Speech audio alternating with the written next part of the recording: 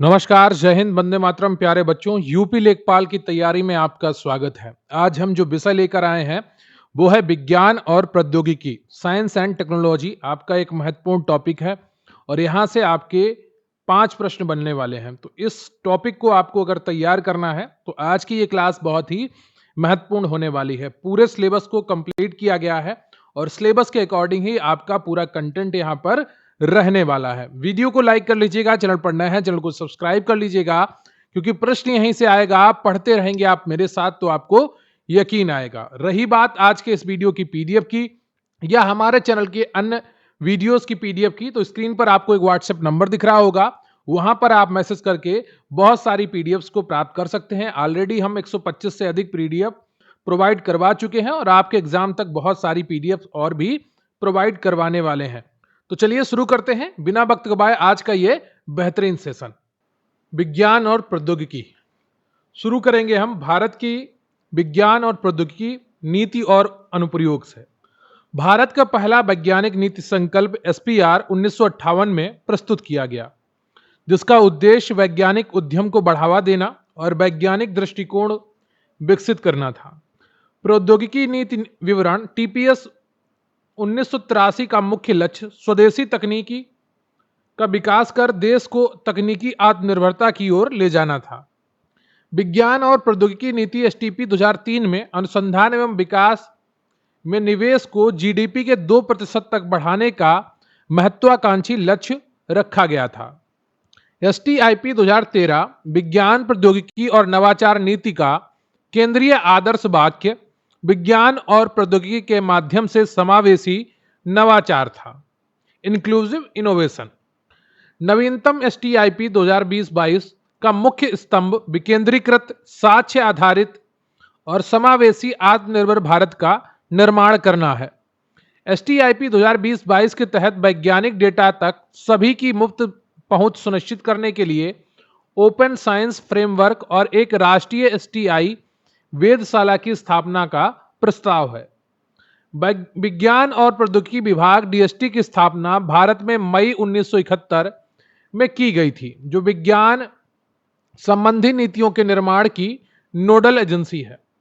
CSIR वैज्ञानिक और औद्योगिक अनुसंधान परिषद की स्थापना 1942 में हुई थी। इसके पहले महानिदेशक प्रसिद्ध वैज्ञानिक डॉक्टर शांति स्वरूप भटनागर थे। तो जो सीएसआईआर है, सीएसआईआर, इसके पहले महानिदेशक कौन थे? डॉक्टर शांति स्वरूप भटनागर। भारत के प्रधानमंत्री पदेन रूप से सीएसआईआर के अध्यक्ष होते हैं, जबकि केंद्रीय विज्ञान मंत्री इसके उपाध्यक्ष होते हैं। विज्ञान और इंजीनियरिंग अनुसंधान बोर्ड एसईआरबी को अब अनुसंधान राष्ट्रीय अनुसंधान फाउंडेशन एएनआरएफ अधिनियम 2023 के तहत एएनआरएफ में मिला दिया गया है। सीएसआईआर एनआईएससीपीआर राष्ट्रीय विज्ञान संचार और नीति अनुसंधान संस्थान विज्ञान संचार, नीति निर्माण और विज्ञान को आम जनता तक पहुंचाने के लिए भारत की वर्तमान प्रमुख एजेंसी है। एएनआरएफ की स्थापना अमेरिका के एनएसएफ के तर्ज पर की गई है, जिसका उद्देश्य विश्वविद्यालयों और कॉलेजों में अनुसंधान को वित्त पोषित और सुव्यवस्थित करना है। वर्तमान में भारत में आर&डी पर सकल घरेलू उत्पाद जीडीपी का निवेश मात्र 0.64% से 0.7% के बीच में है, जो वैश्विक औसत के 1.8% से भी काफी कम है। भारत में आर&डी क्षेत्र के रिसर्च एंड डेवलपमेंट, आर&डी का मतलब है रिसर्च एंड डेवलपमेंट। भारत में रिसर्च एंड डेवलपमेंट क्षेत्र की सबसे बड़ी चुनौती निजी क्षेत्र की भागीदारी का कम होना है। कुल रिसर्च एंड डेवलपमेंट का लगभग 36 से 40% है। सरकार इसे 1% से 2% जीडीपी तक ले जाना चाहती है। डिजिटल इंडिया मिशन को 1 जुलाई 2015 को ई गवर्नेंस और डिजिटल अवसंरचना को मजबूत करने के लिए लॉन्च किया गया था। ई गवर्नेंस सरकारी सेवाओं को नागरिकों G2C, व्यवसायों G2B और सरकारी विभागों यानी कि G2G यानी कि गवर्नमेंट टू गवर्नमेंट तक डिजिटल और पारदर्शी रूप में पहुंचाने की तकनीकी है। यूपीआई क्या है? यूनिफाइड पेमेंट्स इंटरफेस का एनपीसीआई भारतीय राष्ट्रीय भुगतान निगम द्वारा विकसित किया गया है, जो 24/7 तत्काल धन हस्तांतरण की सुविधा देता है। भीम यानी कि Bharat interface for money app UPI पर आधारित है, जिसे 2016 में कैशलेस अर्थव्यवस्था को बढ़ावा देने के लिए लॉन्च किया गया था। रुपे क्या है? रुपे कार्ड भारत का अपना स्वदेशी कार्ड भुगतान नेटवर्क है, जो विदेशी गेटवे पर निर्भरता कम करता है। ई संजीवनी क्या है? ई संजीवनी भारत सरकार की प्रमुख टेलीमेडिसिन सेवा है, जो ग्रामीण और दूरस्थ क्षेत्रों में मुफ्त चिकित्सा परामर्श डॉक्टर टू पेशेंट प्रदान करती है। स्मार्ट कृषि क्या है? स्मार्ट कृषि में आईओटी, ड्रोन और एआई का उपयोग करके फसल की उपज बढ़ाना और संसाधनों, पानी, उर्वरक का सटीक उपयोग किया जाता है। ग्रामीण क्षेत्रों में भूमि रिकॉर्ड को डिजिटल करने के लिए एसएनटी का उपयोग स्वामित्व योजना के तहत ड्रोन मैपिंग के जरिए किया जा रहा है। ग्रामीण विकास मंत्रालय द्वारा विकसित जलदूत ऐप का उपयोग देश भर के गांवों में कुओं के जल स्तर, भूजल को मापने के लिए किया जाता है। भारत मौसम विज्ञान विभाग आईएमडी मौसम की सटीक भविष्यवाणी के लिए प्रत्यूष और मिहिर जैसे सुपर कंप्यूटर का उपयोग करते हैं। डीबीटी यानी कि प्रत्यक्ष लाभ हस्तांतरण योजना, JAM Jan Dhan Aadhaar mobile Trinity तकनीकी का उपयोग करके सब्सिडी सीधे लाभार्थियों के बैंक खाते में भेजती है। तो ये क्या था, जो साइंस है और टेक्नोलॉजी है, उसके सरकार ने क्या अनुप्रयोग किए हैं उनके बारे में अभी आपको बताया गया। और भारत में जो नीतियां थी वैज्ञानिक, उनके बारे में आपको बताया गया है। तो ये दो टॉपिक अभी आपके कंप्लीट हुए हैं। अब हम बढ़ेंगे तीसरे टॉपिक की तरफ, है लेकिन एक्चुअली में दूसरा टॉपिक कि प्रौद्योगिकी के माध्यम से राष्ट्रीय विकास और सुरक्षा। उद्योगों में स्वचालन यानी कि ऑटोमेशन का अर्थ मशीनों, रोबोटिक्स और एआई का उपयोग करके मानवीय हस्तक्षेप और त्रुटियों को न्यूनतम करना है। आईसीटी यानी कि सूचना और संचार प्रौद्योगिकी का उपयोग आपूर्ति श्रृंखला प्रबंधन को पारदर्शी, तेज और कम लागत वाला बनाता है। देश में लॉजिस्टिक्स लागत कम करने के लिए FASTag, RFID, radio frequency identification तकनीकी आधारित का उपयोग राजमार्गों पर अनिवार्य कर दिया गया है। कृषि उपज की बेहतर कीमत दिलाने के लिए ई नाम राष्ट्रीय कृषि बाजार 2016 में शुरू किया गया, एक Akhil Bharatiya electronic trading portal है। कृषि में किसान ड्रोन का उपयोग कीटनाशकों, नैनो यूरिया के छिड़काव, फसल मूल्यांकन और भूमि रिकॉर्ड के डिजिटलीकरण के लिए तेजी से हो रहा है। हाइब्रिड बीज दो अलग अलग किस्मों के संकरण से तैयार होते हैं, जो अधिक उपज, सूखा सहिष्णुता और रोग प्रतिरोधक क्षमता देते हैं। फसल कटाई के बाद की तकनीकी पोस्ट हार्वेस्ट टेक में कोल्ड स्टोरेज, साइलो बैग और विकिरण शामिल हैं, जो खाद्यान्न की बर्बादी रोकते हैं। प्रिसीजन फार्मिंग तकनीकी का उपयोग करके किसान खेत के उसी हिस्से में पानी और उर्वरक देते हैं जहां उसकी वास्तविक आवश्यकता होती है। कृषि क्षेत्र में मिट्टी के स्वास्थ्य को जानने के लिए सॉइल हेल्थ कार्ड योजना प्रौद्योगिकी का एक सफल और जमीनी अनुप्रयोग है। अंतरिक्ष आधारित तकनीकी जैसे भुवन पोर्टल कृषि और ग्रामीण विकास में इसरो के सैटेलाइट डेटा का उपयोग करता है।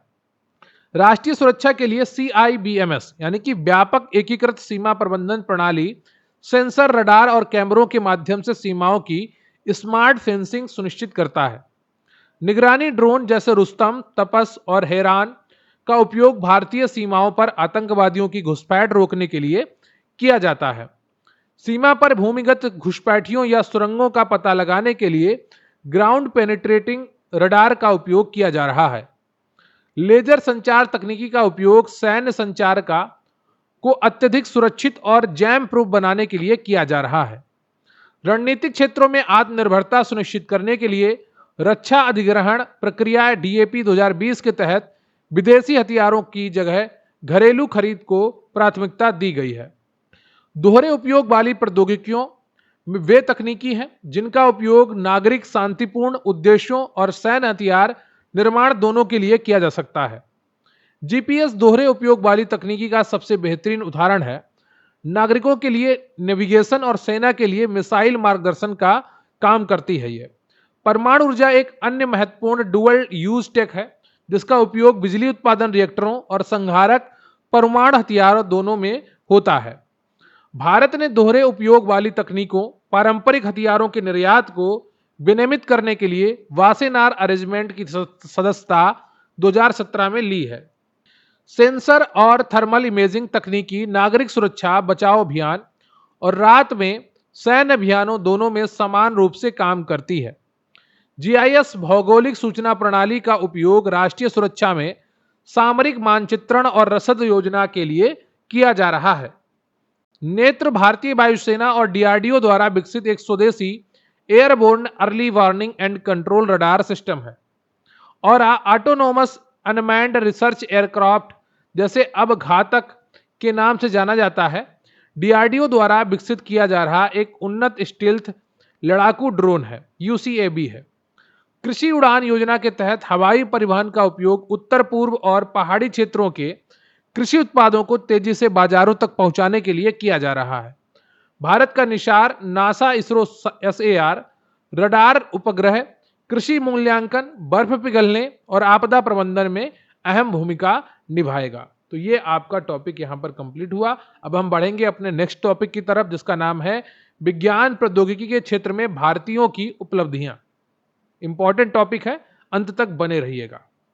सीवी रमन को 1930 में प्रकाश के प्रकीर्णन रमन प्रभाव की ऐतिहासिक खोज के लिए भौतिकी का नोबेल पुरस्कार मिला था। रमन प्रभाव की खोज 28 फरवरी 1928 को हुई थी, इसलिए भारत में इस दिन को राष्ट्रीय विज्ञान दिवस के रूप में मनाया जाता है। जगदीश चंद्र बसु ने क्रेस्कोग्राफ का आविष्कार किया था, जिससे पौधों की वृद्धि और उनकी संवेदनशीलता को मापा जा सकता है। जेसी बसु ने गुगुलिमो मार्कोनी से पहले वायरलेस रेडियो संचार माइक्रोवेव ऑप्टिक्स का सफल प्रदर्शन किया था। स्वतंत्रनाथ बोस को क्वांटम यांत्रिकी में बोस आइंस्टीन सांख्यिकी और बोशान नामक उप परमाणु कण के नामकरण के लिए जाना जाता है। मेघनाथ साहा ने तारों के तापमान और संरचना को समझने के लिए प्रसिद्ध साहा आयनीकरण समीकरण प्रतिपादित किया था। एस चंद्रशेखर को तारों के विकास और ब्लैक होल से जुड़ी चंद्रशेखर सीमा के लिए 1983 में भौतिकी का नोबेल मिला था। होमी जहांगीर भाभा को भारतीय परमाणु ऊर्जा कार्यक्रम का जनक कहा जाता है। उन्होंने ट्राम्बे में भाभा परमाणु अनुसंधान केंद्र की स्थापना की थी। विक्रम साराभाई को भारतीय अंतरिक्ष कार्यक्रम का जनक माना जाता है। वे इसरो के पहले अध्यक्ष थे और उन्होंने पीआरएल अहमदाबाद की स्थापना की थी। पीआरएल यानी कि physics research laboratory. APJ Abdul Kalam को आईजीएमडीपी एकीकृत मिसाइल विकास कार्यक्रम में उनके अभूतपूर्व योगदान के कारण मिसाइल मैन ऑफ इंडिया कहा जाता है। एमएस स्वामीनाथन को भारत में हरित क्रांति का जनक कहा जाता है। उन्होंने नॉर्मन बोरलॉग के साथ मिलकर उच्च उपज वाले गेहूं के बीजों का विकास किया था। भारत सरकार ने कृषि में अभूतपूर्व योगदान के लिए एमएस स्वामीनाथन को मरणोपरांत वर्ष 2024 में भारत रत्न से सम्मानित किया है। हरगोविंद खुराना को कृत्रिम जीन के संश्लेषण और आनुवांशिक कोड को डिकोड करने के लिए 1968 में चिकित्सा का नोबेल पुरस्कार मिला था। वेंकट रमन रामकृष्णन को राइबोसोम प्रोटीन फैक्ट्री की संरचना और कार्य के अध्ययन के लिए 2009 में रसायन विज्ञान का नोबेल मिला था। प्रफुल्ल चंद्र रे को भारत में रसायन विज्ञान का जनक माना जाता है। उन्होंने हिंदू रसायन विज्ञान का इतिहास नामक प्रसिद्ध पुस्तक लिखी थी। भारत में श्वेत क्रांति के जनक डॉक्टर वर्गीज कुरियन थे, जिन्होंने डेयरी विकास के लिए ऑपरेशन फ्लड चलाया और अमूल की स्थापना की थी। आर्य मासलेकर ने बौद्धिक संपदा अधिकारों, हल्दी, नीम और बासमती चावल के पेटेंट की वैश्विक कानूनी लड़ाई में भारत का सफलतापूर्वक नेतृत्व किया था। तो क्या हुआ था कि हल्दी, नीम आदि का जो पेटेंट था वो अमेरिका ने अपने पास ले लिया था, लेकिन आर्य मासलेकर ने इसकी लड़ाई लड़ी कानूनी तौर पर और भारत को सफलतापूर्वक इनका पेटेंट वापस दिलाया। डॉक्टर टेसी थॉमस को अग्नि 5 बैलिस्टिक मिसाइल परियोजना की सफल निदेशक होने के कारण मिसाइल वुमेन ऑफ इंडिया कहा जाता है। भारत के पहले उपग्रह आर्यभट्ट 1975 का निर्माण प्रसिद्ध अंतरिक्ष वैज्ञानिक प्रोफेसर यूआर राव के मार्गदर्शन में हुआ था। डॉक्टर वी नारायण वर्तमान में इसरो के प्रमुख अध्यक्ष हैं। इनसे पहले एस सोमनाथ के कुशल नेतृत्व में चंद्रयान 3 और आदित्य L1 मिशन सफल हुए थे। तो डॉक्टर वी नारायण से पहले इसरो के जो अध्यक्ष थे वो एस सोमनाथ थे। डॉक्टर समीर वी कामत वर्तमान में रक्षा अनुसंधान और विकास संगठन डीआरडीओ के अध्यक्ष हैं। परमाणु ऊर्जा आयोग की स्थापना अगस्त 1948 में हुई थी, जिसके पहले अध्यक्ष डॉक्टर होमी जहांगीर भाभा थे। डीआरडीओ रक्षा अनुसंधान और विकास संगठन की स्थापना 1958 में हुई, जिसका ध्येय वाक्य वलस्य मूलम विज्ञानम, शक्ति का स्रोत विज्ञान है। इसरो भारतीय अंतरिक्ष अनुसंधान संगठन की स्थापना 15 अगस्त 1969 को हुई थी और मुख्यालय इसका बेंगलुरु में है। विश्व स्तर पर इसरो अंतरिक्ष अन्वेषण, चंद्रमा, मंगल मिशन और किफायती व्यावसायिक प्रक्षेपण में शीर्ष 6 अंतरिक्ष एजेंसियों में गिना जाता है। अब हम बढ़ेंगे अपने नेक्स्ट सेक्शन की तरफ, जिसका नाम है प्रौद्योगिकी का स्वदेशीकरण। मेक इन इंडिया पहल 25 सितंबर 2014 को शुरू की गई थी, जिसका मुख्य उद्देश्य भारत को एक वैश्विक विनिर्माण और डिजाइन हब बनाना है। कोविड-19 महामारी के दौरान आयात निर्भरता कम करने के लिए मई 2020 में आत्मनिर्भर भारत अभियान की घोषणा की गई थी। रक्षा विनिर्माण में स्वदेशीकरण को बढ़ावा देने और आयातित पुर्जों को विवरण देने के लिए रक्षा मंत्रालय ने सृजन पोर्टल लॉन्च किया है। इलेक्ट्रॉनिक्स निर्माण में स्वदेशी क्षमता बढ़ाने के लिए सरकार ने पीएलआई प्रोडक्शन लिंक्ड इंसेंटिव योजना शुरू की है। भारत को माइक्रोचिप निर्माण और डिजाइन में आत्मनिर्भर बनाने के लिए इंडिया सेमीकंडक्टर मिशन लॉन्च किया गया है। क्रिटिकल कंपोनेंट्स जैसे बैटरी निर्माण के लिए लिथियम और कोबाल्ट की आपूर्ति सुरक्षित करने के लिए खनिज विदेश इंडिया लिमिटेड काबिल की स्थापना की गई है। प्रौद्योगिकी हस्तांतरण टीओटी ट्रांसफर ऑफ टेक्नोलॉजी यह प्रक्रिया है जिसमें विदेशी कंपनियां अपनी तकनीकी ज्ञान और लाइसेंस भारतीय कंपनियों को देती हैं। जैसे फ्रांस से स्कॉर्पियन पनडुब्बी की ली है, राफेल विमान की भी ली है। तो ब्रह्मोस मिसाइल जो भारत में बन रही है, तो भारत अब क्या करता है, टीओटी के हस्ताक्षर भी करवाता है जब किसी से कुछ खरीदता है कि आप हमें ये टेक्नोलॉजी भी ट्रांसफर करेंगे। टीओटी में मुख्य बाधाएं भी आती हैं, वो क्या है, बौद्धिक संपदा आईपीआर से जुड़ी चिंताएं, उच्च लागत और विदेशी कंपनियों द्वारा पुरानी तकनीकी का हस्तांतरण। तो विदेशी कंपनियां क्या होती हैं, क्या करती हैं, एक पुराना वर्जन की तकनीकी हस्तांतरित करती हैं, नए वर्जन की तकनीकी हस्तांतरित नहीं करती हैं। यह एक मेन समस्या होती है। ऑटोमोबाइल क्षेत्र में मारुति सुजुकी भारत में टीओटी जापान की सुजुकी से और सफल स्वदेशीकरण की सबसे बड़ी ऐतिहासिक सफलता की कहानी है। रक्षा क्षेत्र में भारत का नवीनतम लक्ष्य 2028-29 तक 50,000 करोड़ रुपए का रक्षा निर्यात हासिल करना है। तेजस भारत का पहला पूरी तरह से स्वदेशी हल्का लड़ाकू विमान है, जिसे एचएएल और एरोनॉटिकल डेवलपमेंट एजेंसी ने विकसित किया है। प्रचंड भारत द्वारा स्वदेशी रूप से विकसित पहला हल्का लड़ाकू हेलीकॉप्टर है जो उच्च ऊंचाई वाले क्षेत्रों सियाचिन में काम कर सकता है। आईएनएस अरिहंत भारत की पहली स्वदेशी परमाणु ऊर्जा चालित बैलिस्टिक मिसाइल पनडुब्बी है, जिसने भारत के न्यूक्लियर ट्राइड को पूरा किया है। भारत ने रक्षा उपकरणों के आयात को चरणबद्ध तरीके से रोकने के लिए कई सकारात्मक स्वदेशीकरण सूचियां पॉजिटिव इंडिजिनाइजेशन लिस्ट जारी की है। IDEX innovations for defence excellence रक्षा क्षेत्र में स्टार्टअप्स और एमएसएमईज को नवाचार और प्रोटोटाइप विकास के लिए वित्तीय सहायता प्रदान करता है। अर्जुन एमबीटी डीआरडीओ द्वारा विकसित भारत का स्वदेशी मुख्य युद्धक टैंक है। पिनाका डीआरडीओ द्वारा विकसित एक अत्यंत सफल स्वदेशी मल्टी बैरल रॉकेट लॉन्चर प्रणाली है। अस्त्र क्या है, डीआरडीओ द्वारा विकसित पहला स्वदेशी दृश्य सीमा से परे हवा से हवा में मार करने वाली मिसाइल है। C-295 C-295 परिवहन विभाग का निर्माण टाटा एडवांस सिस्टम द्वारा एयरबस के साथ मिलकर भारत बड़ोदरा गुजरात में स्वदेशी रूप से किया जा रहा है। स्वास्थ्य क्षेत्र में कोवैक्सीन भारत का पहला 100% स्वदेशी कोविड-19 टीका है जो भारत बायोटेक और आईसीएमआर ने मिलकर विकसित किया। रेलवे सुरक्षा के लिए कवच भारतीय रेलवे द्वारा विकसित एक स्वदेशी स्वचालित ट्रेन सुरक्षा प्रणाली है जो टक्करों को रोकती है। शक्ति भारत का पहला स्वदेशी ओपन सोर्स माइक्रो प्रोसेसर है जिसे आईआईटी मद्रास द्वारा विकसित किया गया है।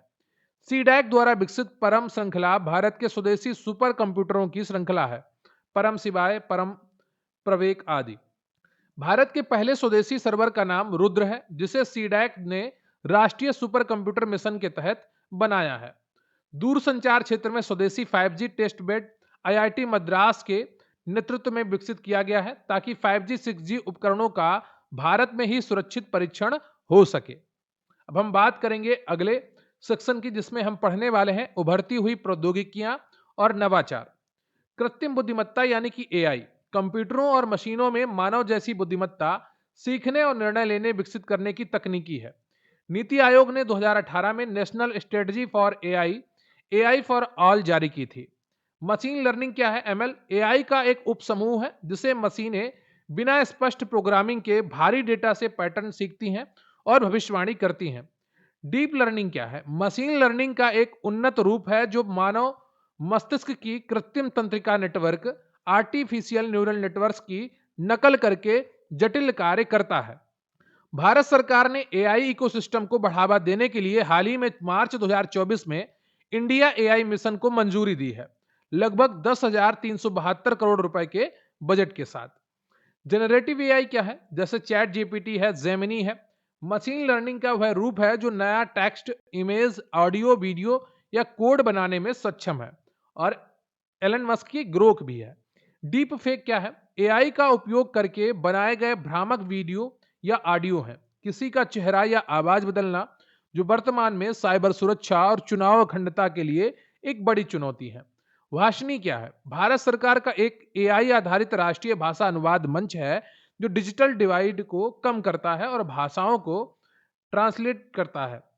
ब्लॉकचेन क्या है? यह एक विकेंद्रीकृत और सुरक्षित वितरित बही खाता तकनीकी है जिसमें डेटा ब्लॉक क्रिप्टोग्राफी से जुड़े होते हैं और इसे हैक करना लगभग असंभव है। ब्लॉकचेन का सबसे लोकप्रिय उदाहरण क्रिप्टो करेंसी यानी कि बिटकॉइन है, लेकिन इसके अन्य महत्वपूर्ण अनुप्रयोग भूमि रिकॉर्ड का डिजिटलीकरण करना, स्मार्ट कॉन्ट्रैक्ट, इलेक्ट्रॉनिक्स वोटिंग और आपूर्ति श्रृंखला ट्रैकिंग है। कृषि में ब्लॉकचेन का उपयोग बीज ट्रेसेबिलिटी और सुनिश्चित करने के लिए किया जा रहा है। तो क्या कृषि में ब्लॉकचेन का उपयोग बीज ट्रेसेबिलिटी सुनिश्चित करने के लिए किया जा रहा है ताकि किसान जान सकते हैं कि बीज मूल रूप से कहां से आया है। क्वांटम कंप्यूटिंग क्वांटम यांत्रिकी सुपरपोजिशन और एंटेंगलमेंट के सिद्धांतों पर आधारित है जो इसे कुछ विशिष्ट समस्याओं के लिए पारंपरिक सुपर कंप्यूटरों से लाखों गुना तेज बनाता है। पारंपरिक कंप्यूटर डेटा को बिट्स में 0 या 1 में प्रोसेस करते हैं, जबकि क्वांटम कंप्यूटर क्यूबिट्स में प्रोसेस करते हैं जो एक ही समय में 0 और 1 दोनों अवस्थाओं में हो सकते हैं। भारत सरकार ने 2023 से 2031 के लिए 6,003 करोड़ रुपए के बजट के साथ अनुसंधान के लिए राष्ट्रीय क्वांटम मिशन लॉन्च किया है। क्वांटम की डिस्ट्रीब्यूशन क्यूकेडी क्वांटम भौतिकी का उपयोग करके बेहद सुरक्षित संचार और अटूट एन्क्रिप्शन प्रदान करने की एक विधि है। 5G पांचवी पीढ़ी mobile network ultra low latency कम देरी बहुत उच्च स्पीड मल्टी जीबीपीएस और ईएमबीबी एनहेंस्ड मोबाइल ब्रॉडबैंड प्रदान करता है। भारत का पहला स्वदेशी terrestrial 5G test bed IIT Madras के नेतृत्व में 8 संस्थानों के सहयोग से स्थापित किया गया है। भारत ने 6G अनुसंधान को गति देने के लिए भारत 6G विजन डॉक्यूमेंट जारी किया, जिसका लक्ष्य है 2030 तक देश में 6G रोल आउट करना। इंटरनेट ऑफ थिंग्स आईओटी दैनिक उपयोग की भौतिक वस्तुओं जैसे फ्रिज, कार, घड़ियां, स्ट्रीट लाइट्स को सेंसर के माध्यम से इंटरनेट से जोड़ने और डेटा साझा करने की तकनीकी है। एज कंप्यूटिंग क्या है? डेटा प्रोसेसिंग को केंद्रीकृत क्लाउड दूर स्थित सर्वर के बजाय डेटा स्रोत के करीब एड्स डिवाइस पर करता है, जिससे लेटेंसी देरी बहुत कम होती है और रियल टाइम रिस्पांस मिलता है। मेटावर्स एक 3D वर्चुअल रियलिटी स्पेस है जहां उपयोगकर्ता अपने अवतार के माध्यम से कंप्यूटर जनित वातावरण में एक दूसरे के साथ बातचीत, खेल और व्यापार कर सकते हैं। वेब 3.0 क्या है? इंटरनेट की अगली पीढ़ी है जो ब्लॉकचेन, विकेंद्रीकरण और टोकन आधारित अर्थशास्त्र पर निर्भर करती है, जहां डेटा पर यूजर का नियंत्रण होगा। ब्रेन कंप्यूटर इंटरफेस क्या है? बीसीआई सीधे मानव मस्तिष्क, न्यूरॉन्स और बाहरी डिवाइस जैसे कंप्यूटर या कृत्रिम अंगों के बीच संचार स्थापित करने की उभरती तकनीकी है। एलन मस्क ने एक न्यूरल लिंक बनाया है जो एक बंदर के दिमाग में चिप फिट की और बंदर आराम से कंप्यूटर पर गेम खेल रहा था, और ऐसे ही एक चिप पैरालेस इंसानों में फिट की गई और वो आराम से अपना कंप्यूटर की स्क्रीन को चला ले रहे थे, केवल अपने दिमाग में सोच के। ऑगमेंटेड रियलिटी एआर वास्तविक दुनिया के लाइव दृश्य पर डिजिटल जानकारी टेक्स्ट 3D मॉडल को ओवरले सुपर इम्पोज करती है, जैसे प्रसिद्ध गेम पोकेमोन गो। वर्चुअल रियलिटी बीआर एक पूरी तरह से कृत्रिम सिमुलेटेड 3D वातावरण बनाती है, जहां उपयोगकर्ता बीआर हेडसेट का उपयोग करके भौतिक दुनिया से कट जाता है। डार्क नेट और सिल्क रोड साइबर दुनिया के वे छिपे हुए हिस्से हैं जिन्हें विशिष्ट एन्क्रिप्टेड सॉफ्टवेयर जैसे टॉर ब्राउजर के बिना एक्सेस नहीं किया जा सकता या सामान्य सर्च इंजन में अनुक्रमित नहीं होते हैं। अब हम बात करेंगे अंतरिक्ष प्रौद्योगिकी विकास की। शुरू करते हैं चंद्रयान 3 से। 14 जुलाई 2023 को लॉन्च किया गया था और 23 अगस्त 2023 को यह चंद्रमा के दक्षिणी ध्रुव के पास सफल सॉफ्ट लैंडिंग करने वाला भारत दुनिया का पहला देश बना। चंद्रयान 3 के लैंडर का नाम विक्रम और रोवर का नाम प्रज्ञान है। जिस स्थान पर इसने लैंडिंग की उसे आधिकारिक तौर पर शिव शक्ति पॉइंट नाम दिया गया। भारत सरकार ने 23 अगस्त चंद्रयान 3 की ऐतिहासिक लैंडिंग के दिन को राष्ट्रीय अंतरिक्ष दिवस के रूप में मनाने की घोषणा की है। आदित्य L1 2 सितंबर 2023 को लॉन्च सूर्य का अध्ययन करने वाला भारत का पहला मिशन है, जिसे पृथ्वी से लगभग 15 लाख किलोमीटर दूर लैंग्रेज पॉइंट 1 L1 की हेलो कक्षा में स्थापित किया गया। गगनयान इसरो का पहला महत्वाकांक्षी मानव अंतरिक्ष उड़ान मिशन है, जिसका लक्ष्य 3 भारतीय अंतरिक्ष यात्रियों को 3 दिनों के लिए 400 किलोमीटर की निचली पृथ्वी कक्षा में भेजना है। गगनयान के मुख्य मानव मिशन से पहले उड़ान और प्रणालियों का परीक्षण करने के लिए व्योम मित्र नामक महिला रोबोट अंतरिक्ष में भेजी जाएगी। शुक्रयान 1 इसरो का प्रस्तावित इंटरप्लेनेटरी मिशन है, जिसका उद्देश्य शुक्र ग्रह के वायुमंडल और सतह के नीचे के रहस्यों का अध्ययन करना है। Mangalyaan mom Mars orbit mission 2013 में लॉन्च किया गया था, जिससे भारत अपने पहले ही प्रयास में मंगल की कक्षा में पहुंचने वाला दुनिया का पहला देश बना था। आगामी चंद्रयान 4 मिशन एक लूनर सैंपल रिटर्न मिशन होगा, जो चंद्रमा की सतह से मिट्टी और चट्टानों के नमूने वापस पृथ्वी पर लाएगा। एक्सपोसैट एक्सरे पोलराइमीटर सैटेलाइट भारत का पहला समर्पित पोलरीमेट्री मिशन है, जो पल्सर और ब्लैक होल से एक्सरे उत्सर्जन का अध्ययन करेगा। इसे 1 जनवरी 2024 को लॉन्च किया गया था। पीएसएलवी ध्रुवीय उपग्रह प्रक्षेपण यान को इसरो का वर्क हॉर्स कहा जाता है। यह एक अत्यंत विश्वसनीय 4 चरणों वाला रॉकेट है। इसमें ठोस और तरल ईंधन वैकल्पिक रूप से उपयोग होते हैं। जीएसएलवी जियो सिंक्रोनाइज सैटेलाइट लॉन्च व्हीकल भारी उपग्रहों को लॉन्च करता है। इसके महत्वपूर्ण तीसरे चरण में स्वदेशी क्रायोजेनिक इंजन अत्यंत कम तापमान पर तरल हाइड्रोजन और तरल ऑक्सीजन का उपयोग होता है। एल्बियम M3 launch vehicle mark 3 Bharat का सबसे भारी और शक्तिशाली रॉकेट है। इसे पहले जीएसएलवी MK3 कहा जाता था। चंद्रयान 3 और भविष्य का गगनयान इसी से लॉन्च किया जाएगा। चंद्रयान 3 इसी से लॉन्च किया जा चुका है और भविष्य का जो गगनयान है मिशन, वो इसी से लॉन्च किया जाएगा। SSLV लघु उपग्रह प्रक्षेपण यान छोटे उपग्रहों 500 किलोग्राम तक को कम लागत और बहुत कम टर्न अराउंड समय में लियो में स्थापित करने के लिए विकसित नया रॉकेट है। नाविक navigation with Indian constellation Bharat का अपना स्वदेशी रीजनल नेविगेशन सैटेलाइट सिस्टम है और अमेरिकी जीपीएस का यह विकल्प है। नाविक प्रणाली में मुख्य रूप से 7 उपग्रह हैं, 3 जियो स्टेशनरी और 4 जियो सिंक्रोनाइज कक्षा में है। इसकी कवरेज भारत की सीमा और उसके आसपास के 1500 किलोमीटर तक है। जीसैट श्रृंखला भारत की दूरसंचार डीटीएच ब्रॉडबैंड और मौसम पूर्वानुमान सेवाओं से जुड़ी महत्वपूर्ण भूस्थैतिक उपग्रह श्रृंखला है। अंतरिक्ष क्षेत्र के निजीकरण के लिए इन स्पेस भारतीय राष्ट्रीय अंतरिक्ष संवर्धन और प्राधिकरण केंद्र की स्थापना 2020 में निजी कंपनियों को अनुमति और रेगुलेट करने वाली सिंगल विंडो एजेंसी के रूप में की गई। NSIL new space India limited 2019 में स्थापित इसरो की पूरी तरह से सरकारी स्वामित्व वाली वाणिज्यिक शाखा है। स्काई रूट एरोस्पेस में अग्निकुल कॉस्मोस भारत के प्रमुख और सफल न्यू स्पेस स्टार्टअप्स हैं। स्काई रूट के विक्रम एस के साथ साथ अग्निकुल कॉस्मोस ने दुनिया के पहले 3D printed semi cryogenic engine वाले रॉकेट अग्निबाण का भी सफल प्रक्षेपण किया है। इसरो रॉकेट की लॉन्चिंग मुख्य रूप से सतीश धवन अंतरिक्ष केंद्र श्रीहरिकोटा आंध्र प्रदेश से करता है, जबकि उपग्रहों का निर्माण यूआरएससी बेंगलुरु में होता है। भारत का दूसरा space port launching pad Kulasekarapattinam Tamil Nadu में बनाया जा रहा है, जो मुख्य रूप से एसएसएलवी रॉकेटों के प्रक्षेपण के लिए उपयोग किया जाएगा।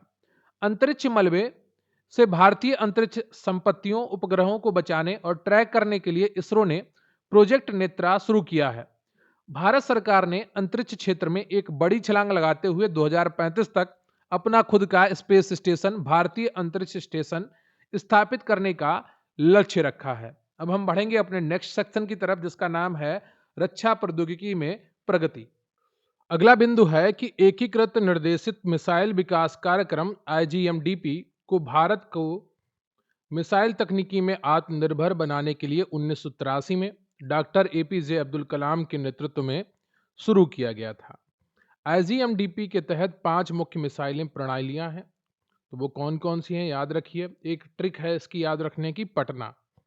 पी से यहाँ पर पृथ्वी हो जाती है, ए से हो जाती है अग्नि, टी से हो जाती है त्रिशूल, और ना से हो जाती है, एन से हो जाती है नाग, और ए से हो जाती है आकाश। तो ये भारत की 5 प्रमुख मिसाइल प्रणालियां हैं: पृथ्वी, अग्नि, त्रिशूल, नाग और आकाश।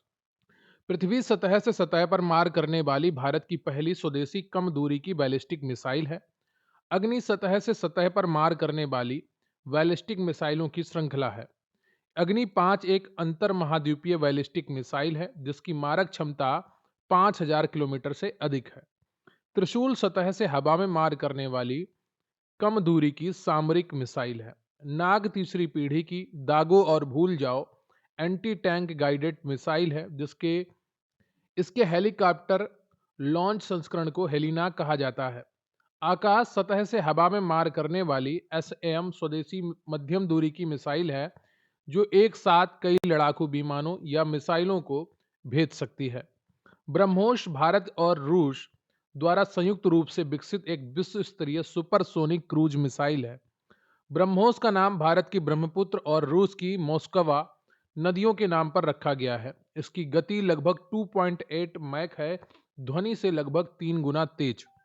ध्वनि की गति 1 मैक से तेज मिसाइल को सुपरसोनिक कहते हैं। हाइपरसोनिक मिसाइल की गति ध्वनि के गति से 5 गुना तेज या उससे अधिक होती है, जिसे रडार से पकड़ना बेहद मुश्किल है। भारत डीआरडीओ के तहत हाइपरसोनिक टेक्नोलॉजी डिमॉन्स्ट्रेटर व्हीकल विकसित कर रहा है, जिसमें वायुमंडल से ऑक्सीजन लेने वाले स्क्रैम जेट इंजन का सफल परीक्षण किया गया है। आईएनएस विक्रांत भारत का पहला स्वदेशी विमान वाहक पोत है, जिसे कोचीन शिपयार्ड लिमिटेड द्वारा बनाया गया है, जिसे सितंबर 2022 में नौसेना में शामिल भी किया गया था। भारत ने प्रोजेक्ट 75 कलवरी क्लास के तहत फ्रांस के सहयोग से 6 स्वदेशी स्कॉर्पियन श्रेणी की डीजल इलेक्ट्रॉनिक पनडुब्बियां कलवरी, खंडेरी, करंज, वेला, वागीर और वागसीर का निर्माण किया है। आईएनएस अरिघात भारत की दूसरी स्वदेशी परमाणु ऊर्जा चलित बैलिस्टिक मिसाइल पनडुब्बी है, आईएनएस अरिहंत के बाद। वरुणास्त्र भारतीय नौसेना के लिए डीआरडीओ द्वारा विकसित एक स्वदेशी हैवीवेट एंटी सबमरीन टारपीडो पानी के अंदर चलने वाली मिसाइल है। रफाल एक 4.5 पीढ़ी का बहुउद्देशीय लड़ाकू विमान है जिसे भारत ने फ्रांस से खरीदा है। फ्रांस की कंपनी है डसॉल्ट एविएशन। चिनूक भारी लिफ्ट हेलीकॉप्टर है, तोप और सैनिकों को ले जाने के लिए, और अपाचे उन्नत लड़ाकू हेलीकॉप्टर है जिन्हें भारत ने अमेरिका से खरीदा है। S-400 ट्रायम्फ दुनिया का सबसे उन्नत सतह से हवा में मार करने वाली वायु रक्षा प्रणाली है जिसे भारत ने रूस से खरीदा है। यह 400 किलोमीटर दूर से खतरों को नष्ट कर सकती है।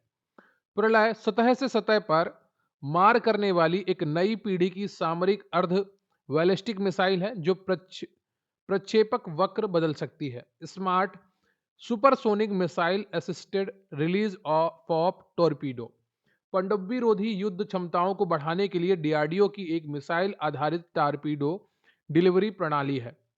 स्वाति क्या है? स्वाति डीआरडीओ द्वारा विकसित एक वेपन लोकेटिंग रडार है जो दुश्मन के तोपखाने, मोर्टार और रॉकेट लॉन्चर की सटीक लोकेशन का पता लगाता है।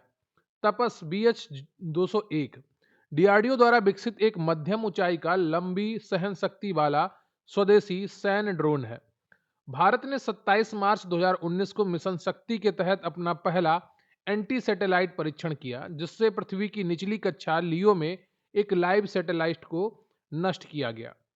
ए सैट क्षमता हासिल करने वाला भारत दुनिया का चौथा देश है, अमेरिका, रूस और चीन के बाद, जो अंतरिक्ष में अपनी संपत्तियों की रक्षा करने में सक्षम है।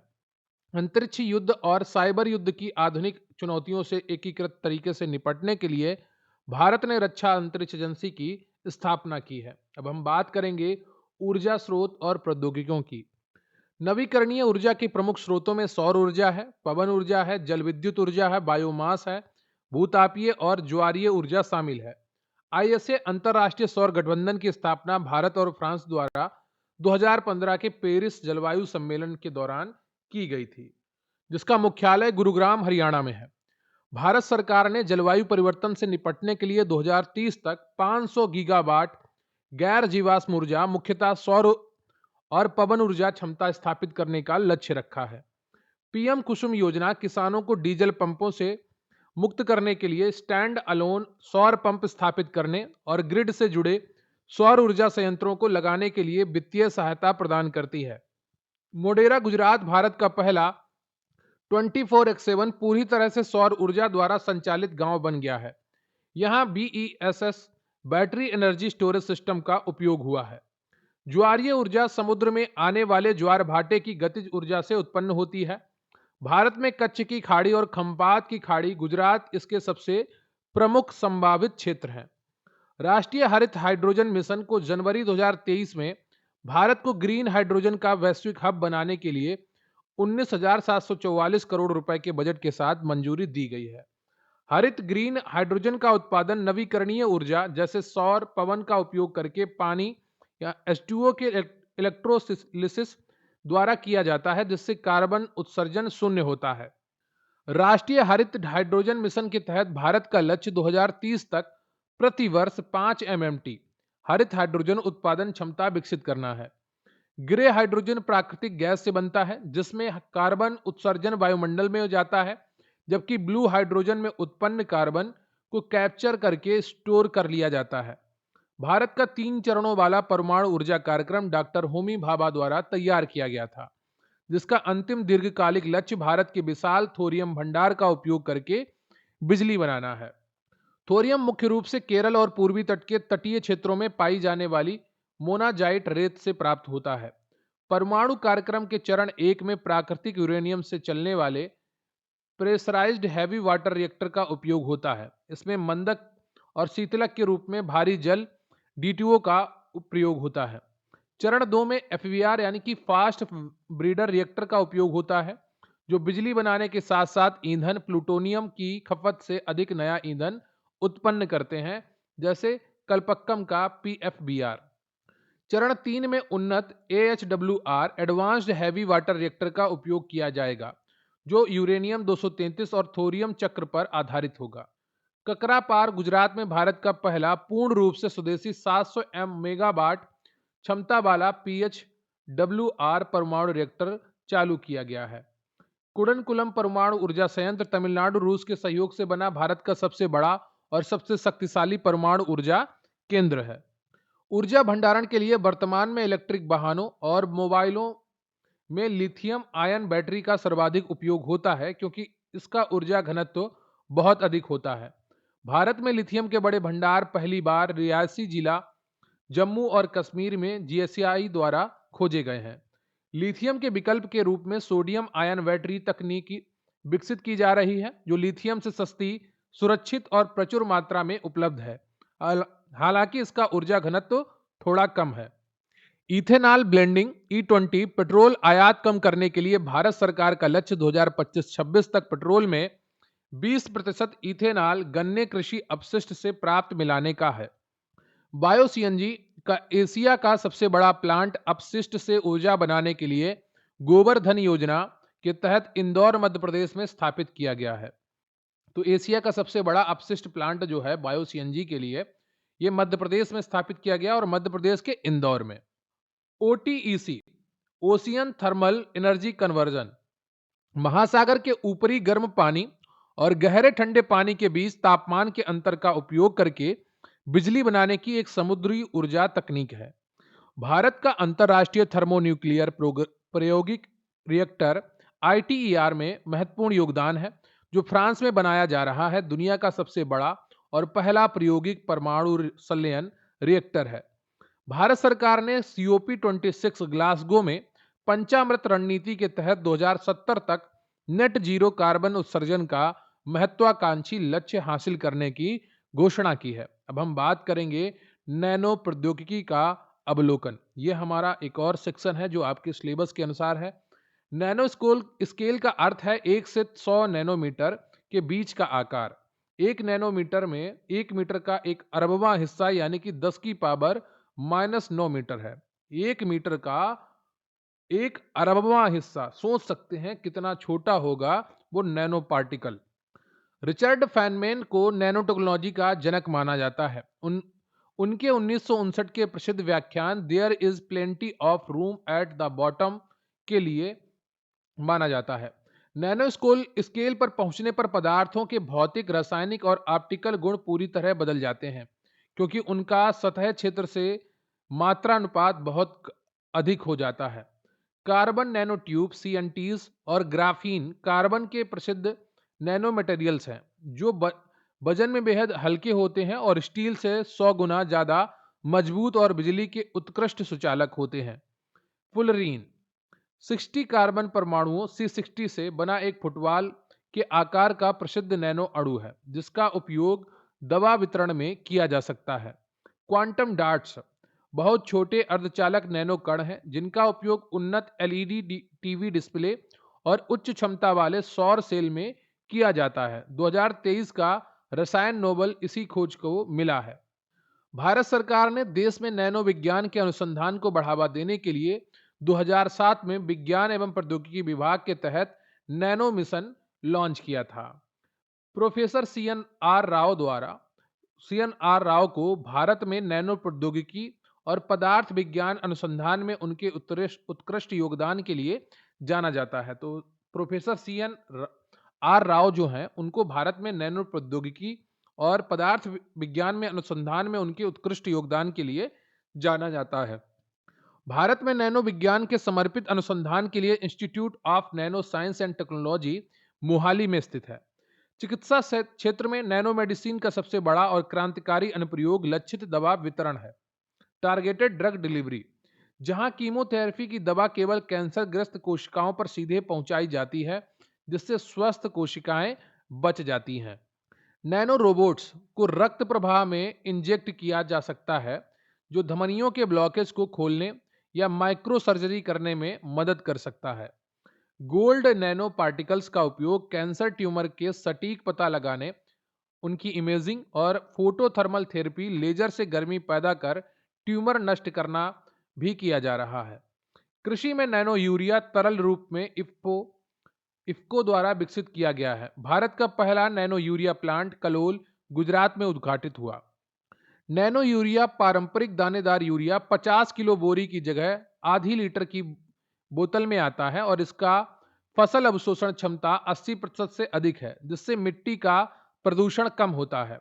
इफ्को ने नैनो यूरिया की अपार सफलता के बाद कृषि के लिए नैनो डीएपी भी सफलतापूर्वक लॉन्च की है। जल शोधन में नैनो फिल्टर्स जैसे सिल्वर और कार्बन नैनो पार्टिकल्स का उपयोग पानी से आर्सेनिक जैसी भारी धातुओं और बैक्टीरिया को हटाने के लिए किया जाता है। कपड़ों को दाग धब्बे मुक्त, सिकन मुक्त और वाटरप्रूफ बनाने के लिए नैनो कोटिंग, नैनो टेक्सटाइल्स का उपयोग किया जाता है।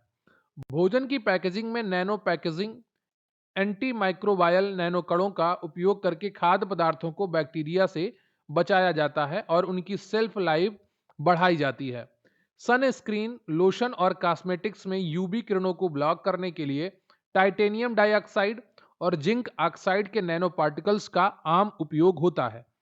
बैटरी के इलेक्ट्रोड में नैनो मटेरियल का उपयोग करने से लिथियम आयन बैटरी की चार्जिंग गति, जीवन काल और क्षमता कई गुना बढ़ जाती है।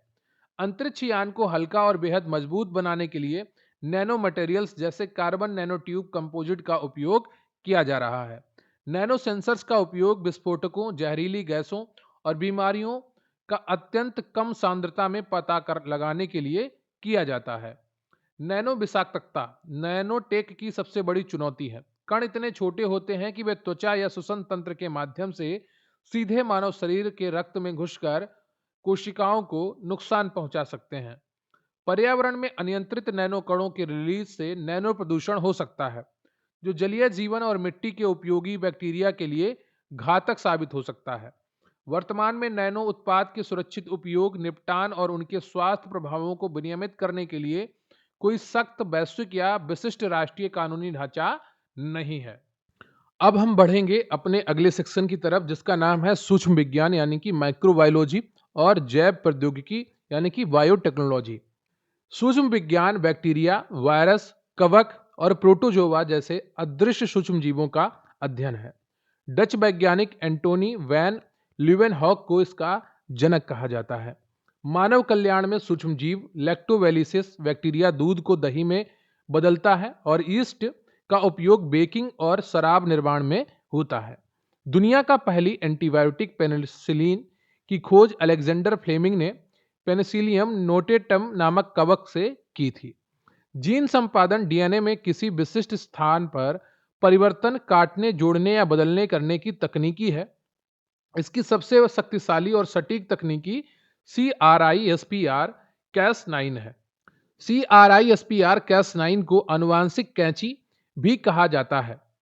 इस क्रांतिकारी खोज के लिए 2020 का रसायन विज्ञान का नोबेल इमैनुअल शारपेंटियर और जेनिफर डोडेना को मिला था।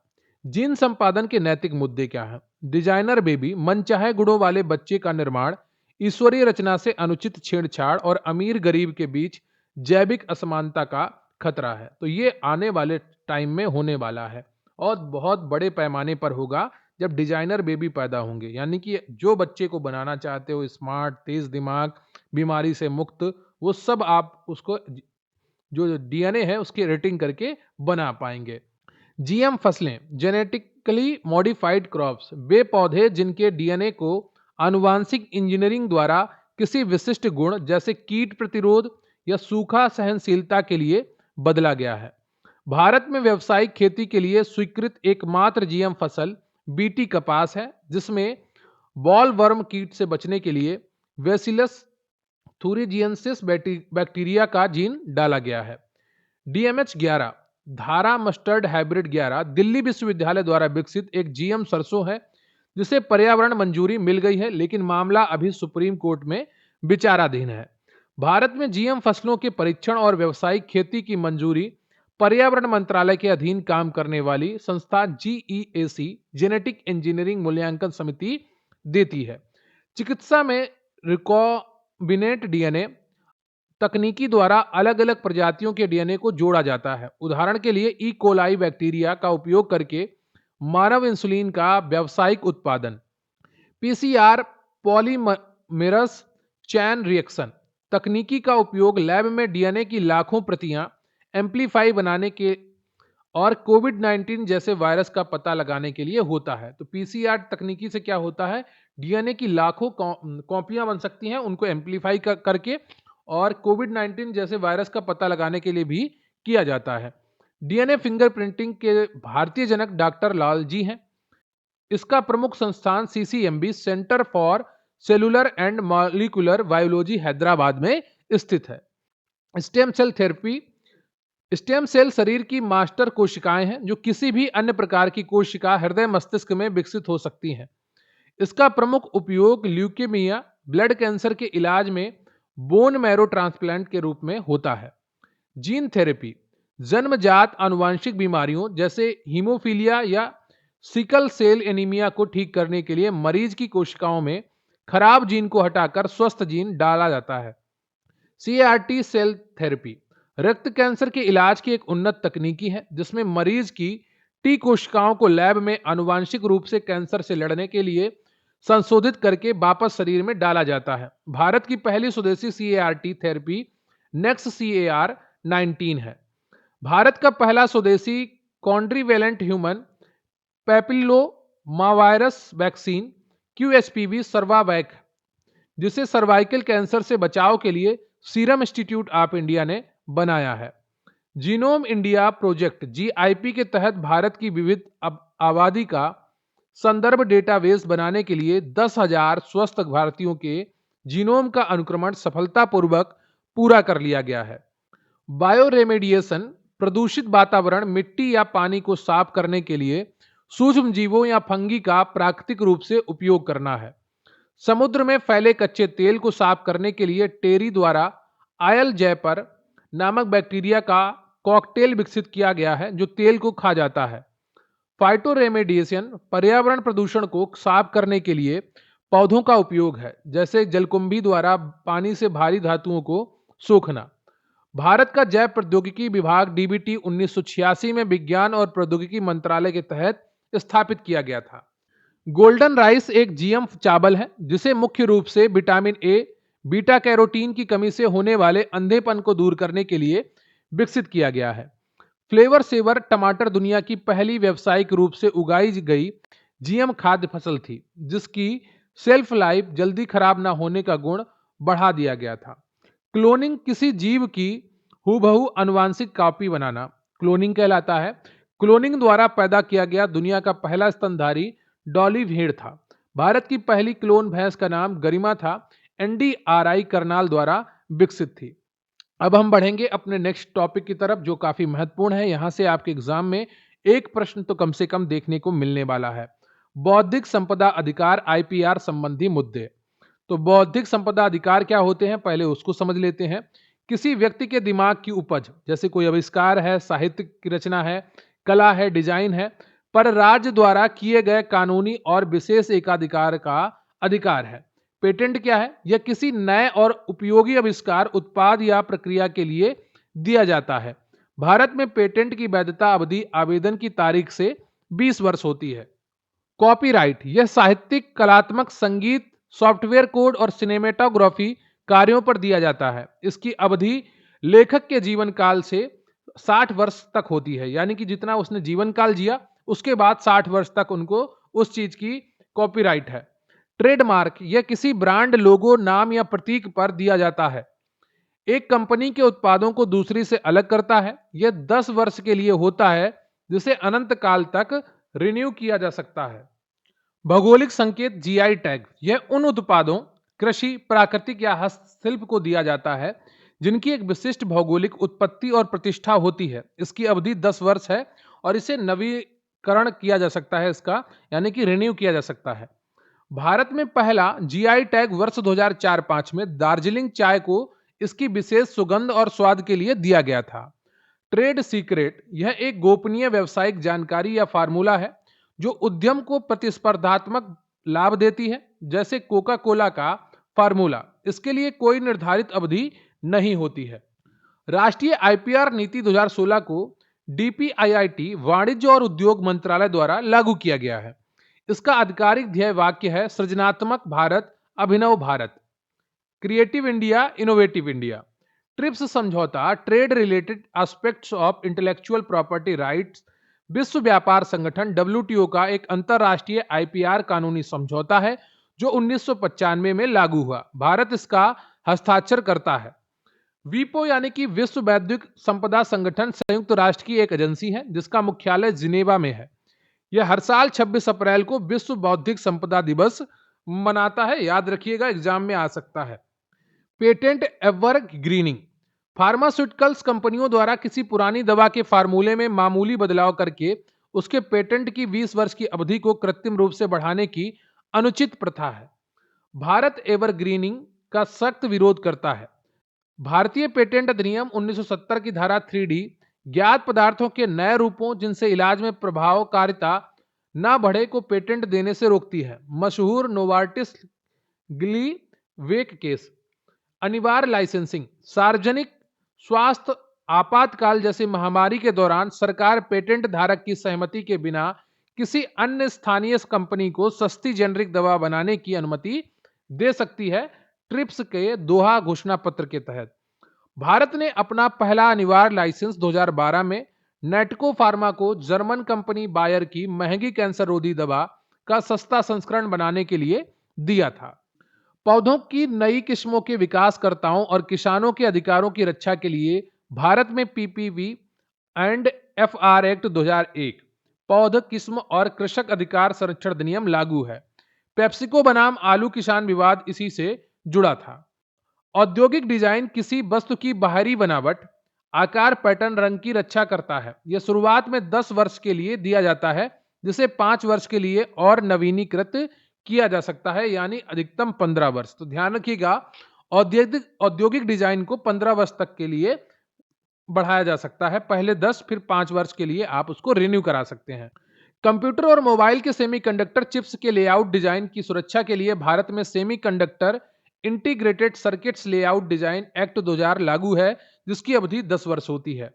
वर्ण कन्वेंशन साहित्य और कलात्मक कार्यों अर्थात कॉपीराइट के संरक्षण में संबंधित एक प्रमुख अंतर्राष्ट्रीय संधि है। पेरिस कन्वेंशन जो है वो औद्योगिक संपत्ति, मुख्यतः पेटेंट और ट्रेडमार्क के संरक्षण से संबंधित अंतर्राष्ट्रीय समझौता है। मैड्रिड प्रोटोकॉल अंतर्राष्ट्रीय स्तर पर ट्रेडमार्क के एकल पंजीकरण को सुविधाजनक बनाता है। पारंपरिक ज्ञान जैसे नीम, हल्दी के औषधीय गुण के गलत पेटेंट को रोकने के लिए भारत ने सीएसआईआर के तहत टीकेडीएल पारंपरिक ज्ञान डिजिटल लाइब्रेरी बनाई है। भारत में पेटेंट का मुख्य कार्यालय सीजीपीडीटीएम पेटेंट डिजाइन और ट्रेडमार्क महानियंत्रक मुंबई में स्थित है। जीआई टैग भौगोलिक संकेतक रजिस्ट्री का मुख्यालय चेन्नई तमिलनाडु में स्थित है। भारत में कंप्यूटर सॉफ्टवेयर और मोबाइल ऐप्स को एज पेटेंट नहीं दिया जा सकता जब तक कि वे हार्डवेयर के साथ ना जुड़े हों। इन्हें मुख्य रूप से कॉपीराइट के तहत संरक्षित किया जाता है। बौद्धिक संपदा अपीलीय बोर्ड आईपीएबी को भारत सरकार ने 2021 में न्यायाधिकरण सुधार अधिनियम के तहत समाप्त कर दिया। अब आईपीआर विवाद सीधे वाणिज्यिक न्यायालयों या हाईकोर्ट में जाते हैं। अब हम बढ़ेंगे अपने नेक्स्ट सेक्शन की तरफ, जिसका नाम है डिजिटल अधिकार और संबंधित चिंताएं। तो नागरिकों के डेटा संरक्षण के लिए भारत की संसद ने अगस्त 2023 में डिजिटल व्यक्तिगत डेटा संरक्षण अधिनियम डीपीडीपी एक्ट 2023 पारित किया। डीपीडीपी एक्ट 2023 के तहत केवल डिजिटल व्यक्तिगत डेटा को कवर किया गया है। व्यावसायिक या गैर व्यक्तिगत डेटा इस कानून के दायरे से बाहर है।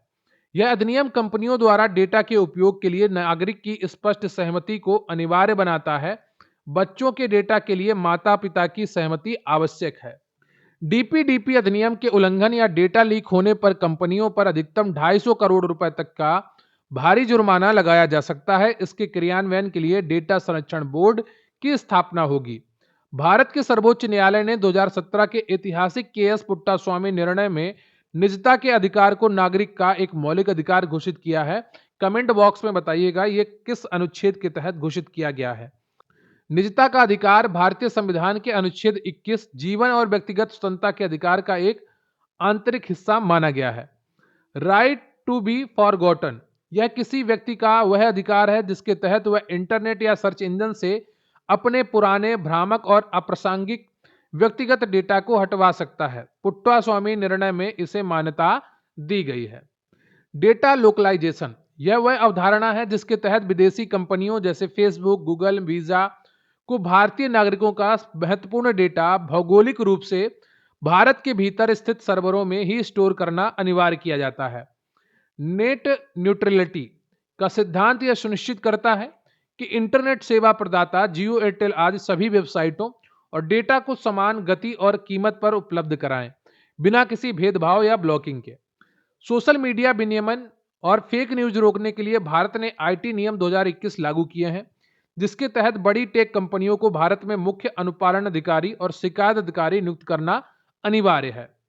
सीईआरटी इन भारतीय कंप्यूटर आपातकालीन प्रतिक्रिया दल भारत की नोडल साइबर सुरक्षा एजेंसी है जो साइबर हमलों को ट्रैक और मॉनिटर करती है।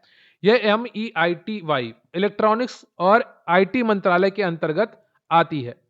रैंसमवेयर एक ऐसा खतरनाक मॉलवेयर है जो उपयोगकर्ता के कंप्यूटर सिस्टम के डेटा को एनक्रिप्ट कर देता है और उसे खोलने के लिए फिरौती अक्सर क्रिप्टो करेंसी में मांगता है, उदाहरण के लिए वानाक्राई और लॉकबिट।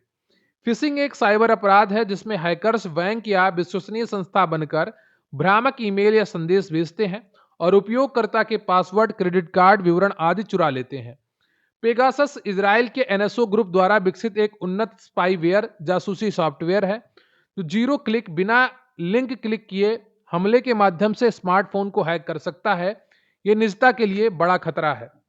वॉटनेट हैक किए गए कंप्यूटरों डिवाइसों का एक नेटवर्क है जिसका उपयोग हैकर्स द्वारा डीडॉस हमले, डिस्ट्रीब्यूटेड डिनायल ऑफ सर्विस करने के लिए किया जाता है, जिससे अत्यधिक ट्रैफिक भेजकर किसी वेबसाइट को क्रैश कर दिया जाता है। बग बाउंटी कार्यक्रम वह है जहां टेक कंपनियां एथिकल हैकर्स को उनके सॉफ्टवेयर या वेबसाइट में सुरक्षा कमजोरियां, बग्स खोजने के लिए कानूनी रूप से इनाम देती हैं। एल्गोरिथम पूर्वाग्रह, एल्गोरिथम बायस तब होता है जब एआई या सोशल मीडिया के एल्गोरिथम अपने ट्रेनिंग डेटा की कमियों के कारण किसी विशिष्ट लिंग, जाति या समुदाय के खिलाफ भेदभावपूर्ण या अनुचित परिणाम देते हैं। डिजिटल डिवाइड, इससे तात्पर्य शहरी और ग्रामीण क्षेत्रों में या अमीर या गरीब के बीच इंटरनेट, स्मार्टफोन और डिजिटल साक्षरता तक पहुंच में सामाजिक और आर्थिक अंतर है। डिजिटल डिवाइड को कम करने के लिए भारत सरकार ने पीएम दिशा, प्रधानमंत्री ग्रामीण डिजिटल साक्षरता अभियान और भारत नेट जैसे सभी ग्राम पंचायतों तक ऑप्टिकल फाइबर ब्रॉडबैंड योजनाएं चलाई हैं। साइबर हमले के दौरान व्यक्तिगत संदेशों को सुरक्षित रखने के लिए एंड टू एंड एन्क्रिप्शन तकनीक का उपयोग होता है, जिसमें केवल सेंडर और रिसीवर ही संदेश पढ़ सकते हैं, मध्यस्थ नहीं। तो जो व्हाट्सएप है इस पर आप एंड टू एंड मैसेज भेजते हैं तो ये एन्क्रिप्टेड होते हैं। ऐसा ही जो एक्स का चैटिंग ऐप है उसमें भी एन्क्रिप्शन है, एंड टू एंड एन्क्रिप्शन है, बीच में कोई मैसेज नहीं पड़ता है। महिलाओं और बच्चों के खिलाफ साइबर अपराधों की रिपोर्ट करने के लिए गृह मंत्रालय ने राष्ट्रीय साइबर अपराध रिपोर्टिंग पोर्टल cybercrime.gov.in और वित्तीय धोखाधड़ी के लिए हेल्पलाइन नंबर 1930 जारी किया है। भारत सरकार का I4C Indian cyber crime coordination centre राष्ट्रीय स्तर पर सभी प्रकार के साइबर अपराधों से निपटने और राज्यों के बीच समन्वय की नोडल एजेंसी है। भारत की साइबर सुरक्षा रणनीति में क्रिटिकल इंफॉर्मेशन इंफ्रास्ट्रक्चर जैसे पावर ग्रिड, बैंक, परमाणु प्लांट के सर्वर की विशेष सुरक्षा के लिए NCIIPC national critical information infrastructure protection centre की स्थापना की गई है। बुडापेस्ट कन्वेंशन साइबर अपराध पर पहली और एकमात्र कानूनी रूप से बाध्यकारी अंतर्राष्ट्रीय संधि है। भारत ने इस पर हस्ताक्षर नहीं किए हैं क्योंकि भारत इसे अपनी राष्ट्रीय संप्रभुता के खिलाफ मानता है। संयुक्त राष्ट्र यूएन साइबर अपराध के रोकने के लिए एक नई वैश्विक यूएन साइबर क्राइम ट्रीटी तैयार कर रहा था, जिसे हाल ही में अंतिम रूप दिया जा चुका है और भारत भी इसमें सक्रिय रूप से भाग ले रहा है। तो ये रहे आपके 300 मोस्ट इंपॉर्टेंट स्टडी नोट्स जो आपका सिलेबस है साइंस एंड टेक्नोलॉजी का, उस पर आधारित थे। सभी टॉपिक्स को कंप्लीट किया गया है, समाहित किया गया है और उम्मीद करता हूं आपको आज का ये सेशन बहुत ही पसंद आया होगा। वीडियो को लाइक कर लीजिए, चैनल पर नए हैं चैनल को सब्सक्राइब कर लीजिए, अपने दोस्तों के साथ भी वीडियो शेयर करिए और कमेंट करके हमें बताइए कि आपको आज का ये सेशन कैसा लगा। ये 300 वन लाइनर्स आपको कहीं और नहीं मिलेंगे, ये मेरी पूरी गारंटी है। जो मैं कंटेंट आपको दे रहा हूं वो काफी मेहनत के साथ बनाया जाता है और काफी समय खर्च किया जाता है इस पर। तो इस कंटेंट को पढ़कर आप एग्जाम में सफलता को हासिल करेंगे, ऐसा हमारा मानना है। वीडियो को लाइक कर लीजिएगा। और रही बात आज के सेशन की पीडीएफ की, तो स्क्रीन पर आपको एक व्हाट्सएप नंबर दिख रहा है, वहां पर मैसेज करके या डिस्क्रिप्शन बॉक्स में आपको टेलीग्राम का लिंक मिल जाएगा, वहां पर मैसेज करके आप हमसे जुड़ सकते हैं, हमारे टेलीग्राम चैनल से जुड़ सकते हैं, जहां पर आपको बताया जाएगा किस प्रकार से आप मात्र 150 रुपए में लेखपाल से जुड़े हुए पूरे सिलेबस की पीडीएफ प्राप्त कर सकते हैं, जिसमें थ्योरी है, वन लाइनर है, पीवाईक्यूज हैं, एमसीक्यूज हैं, मॉक टेस्ट हैं। ये पूरा कंटेंट मात्र आपको 150 रुपए में मिलेगा। ऑलरेडी हम 125 से अधिक पीडीएफ प्रोवाइड करवा चुके हैं और आने वाले समय में बहुत सारी पीडीएफ्स भी आपको देने वाले हैं। यकीन मानिए आपको एक पीडीएफ की कीमत 1 रुपए भी नहीं पड़ने वाली है और इतना पैसा तो आपको खर्च करना ही चाहिए जब आप 60-70 हजार की नौकरी का सपना देख रहे हैं। मिलेंगे फिर किसी अन्य वीडियो में, तब तक के लिए जय हिंद, जय भारत। अच्छे कमेंट्स जरूर करिएगा, हमें आपके कमेंट्स का इंतजार रहता है। रात दिन की मेहनत अब रंग लाएगी, क्विक रिवीजन क्लासेस सफलता दिलाएगी। जोश है दिल